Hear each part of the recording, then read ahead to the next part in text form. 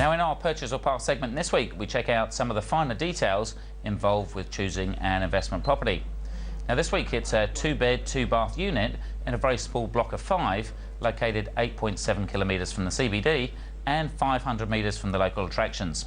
The unit features 2 balconies off the bedrooms and the lounge, and is pretty large at 115 square metres.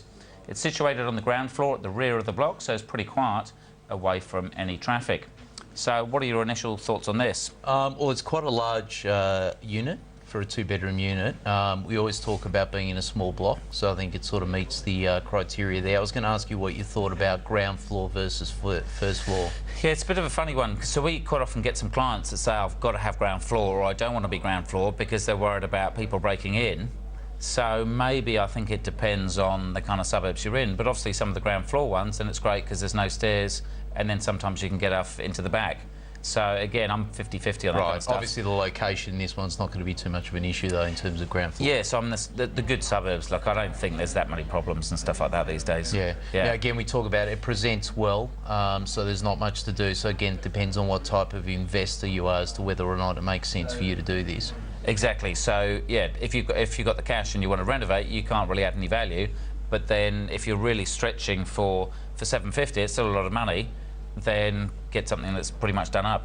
Now tell me about the strata fees. 1,800 per quarter seems very high. Is that 1,800 a quarter is. Quite often we're looking at about 650. Right. So that's about 3 times as much.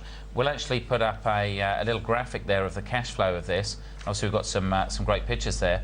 But look, the cash flow on this one, assuming the rent of $750 a week, you're going to be paying $7,200 in strata fees before all your other fees. So your net rent there of $31,800. There are more costs to come out of that.